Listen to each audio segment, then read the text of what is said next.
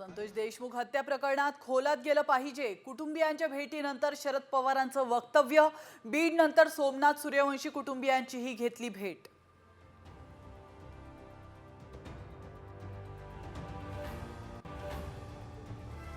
खाते वाटपावरून महायुतीत खलबत सुरूच। फडणवीसांची अजित पवारांसह बैठकीनंतर शिंदेंसोबतही चर्चा। आज खाते वाटप जाहीर होणार, गोगावलेंचा दावा।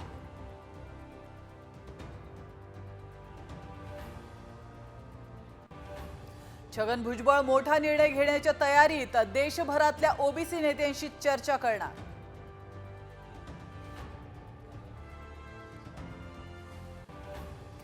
उद्धव ठाकरे 5 तर राहुल गांधी 10 जानेवारीला मार्कडवाडीला भेट देणार।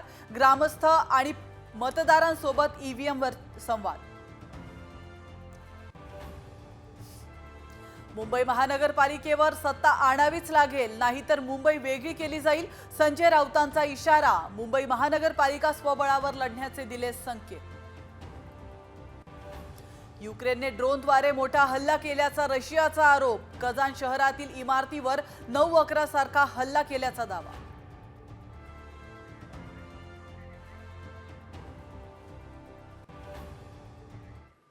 नमस्कार, मी प्राची साळुंखे बुलेटिनमध्ये आपलं स्वागत करते। बुलेटिनच्या सुरुवातीलाच महत्त्वाच्या बातम्यांचा आढावा आपल्याला घ्यायचा आहे, मात्र त्याआधी एक नजर टाकूया टॉप 10 हेडलाईन्सवर।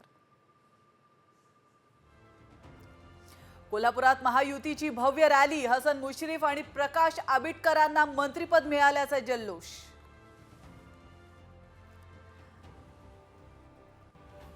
मराठी कुटुंबाला मारहाण करणाऱ्या मुजोर अखिलेश शुक्लावर आणखी एक कारवाई। गाडीत पिवळा दिवा लावल्यानं पोलिसांकडून जप्त।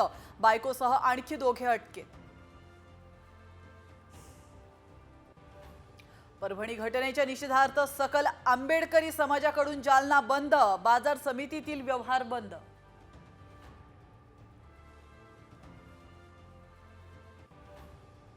गणवेशाचा निर्णय रद्द। जबाबदारी पुन्हा शाळा व्यवस्थापनाकडेच। शालेय शिक्षण विभागाला उपरती।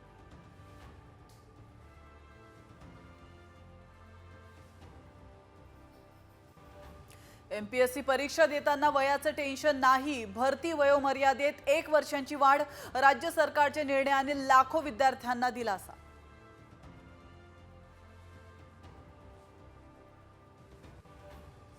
शिवनेरी 70 तर साधी बस 80 रुपयांनी महागणार। 14% भाडेवाढीचा प्रस्ताव राज्य सरकार समोर। नवीन वर्षात अंमलबजावणी। नाशिकमधल्या बाजार समितीत कांद्याच्या भावात मोठी घसरण। शेतकरी आक्रमक। मनमाड येवला मार्गावर रास्ता रोको।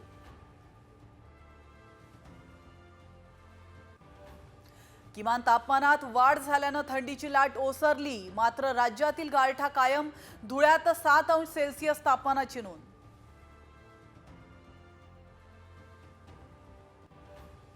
क्रिकेटपटू रॉबिन उथप्पा विरोधात अटक वॉरंट। रॉबिनवर प्रोव्हिडंट फंड घोटाळ्याचा आरोप।